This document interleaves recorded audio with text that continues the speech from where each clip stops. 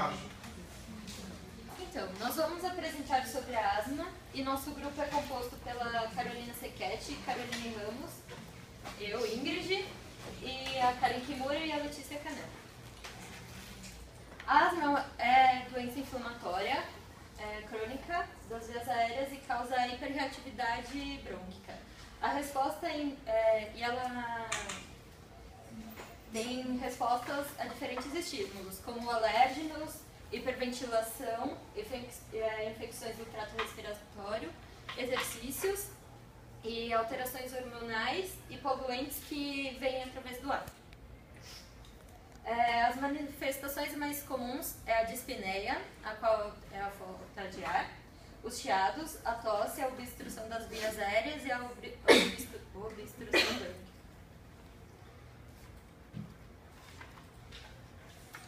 A asma pode ser classificada como atópica alérgica ou extrínseca, onde a alérgica ela é causada porque entra em contato com os alérgenos, e a extrínseca pode ser extrínseca porque causa altos níveis de IgE. Pode ser classificada também como não atópica, não alérgica ou intrínseca, porque ela não entra em contato com os alérgenos, e intrínseca porque tem baixas quantidades de IgE.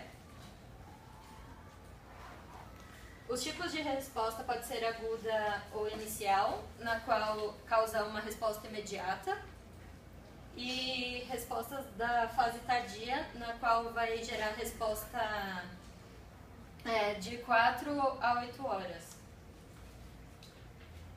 Tivemos como objetivo contemplar os principais aspectos da asma, abordando a patogênese dos processos bioquímicos e biofísicos, além de possíveis métodos de diagnóstico da área de hematologia, imaginologia e biologia molecular.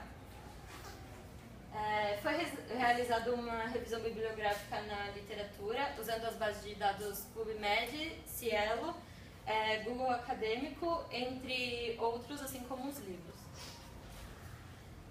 Na patogênese, ocorre devido quando os antígenos entram pelo epitélio brônquico e é fagocitado pela célula dendrítica, onde essa célula dendrítica vai apresentar fragmentos desse antígeno para linfócitos naive, os quais vão ser sensibilizados e vão se transformar em TH2.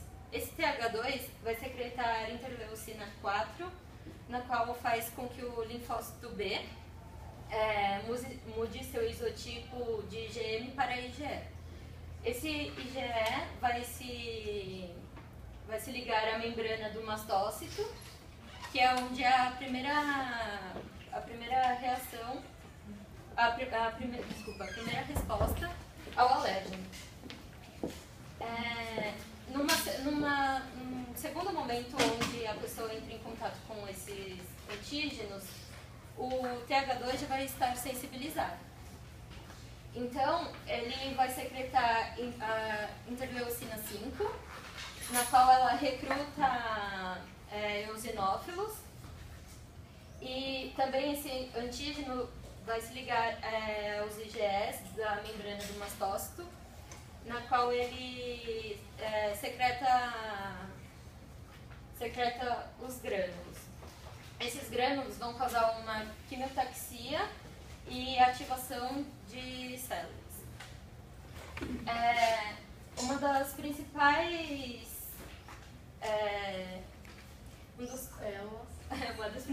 células dessa mediação são os eosinófilos, no qual ele tem no seu citoplasma grânulos que tem como função o broncoespasmo, a hiperreatividade brônquica e a descamação do epitélio. Essa descamação do epitélio vai levar a uma alta permeabilidade vascular e o edema da mucosa. Na asma, há uma alergia a antígenos que causa uma inflamação brônquica causada por mediadores químicos. químicos levam a uma redução da ventilação. A dificuldade dessa expiração leva a uma hipóxia pela broncoconstrição. A obstrução da expiração distende os ductos alveolares, diminui a retração pulmonar e isso aumenta a capacidade residual funcional.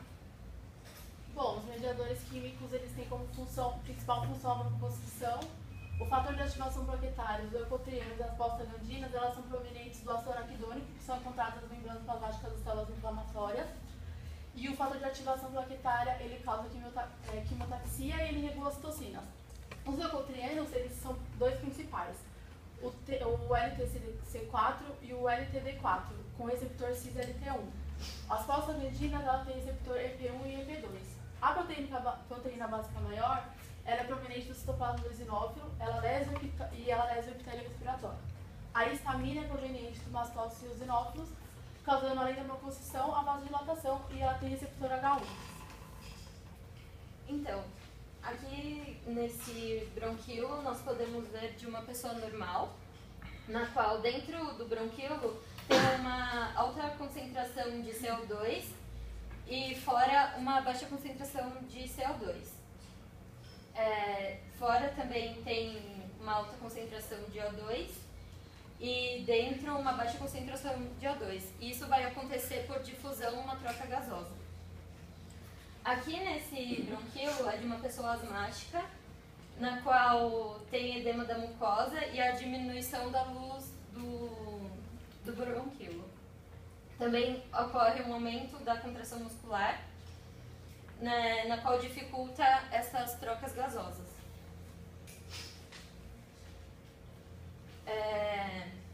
Por conta desse alto nível de CO2, tem um aumento. Desculpa. Por causa disso, tem um distúrbio ácido básico, no qual ocorre pelo aumento da pressão do CO2 e, consequentemente, aumenta os níveis de H+ no sangue. E a resposta compensatória disso tudo é o rim que faz. Como dito anteriormente, a dificuldade da saída do CO2 tem um grande aumento da concentração do CO2 e consequentemente, o aumento de H+, fazendo com que diminua o pH sanguíneo, e o rim vai fazer com que tenha o aumento da excreção de H+, e a reabsorção de bicarbonato, tentando igualar esse pH, tentando deixar na normalidade.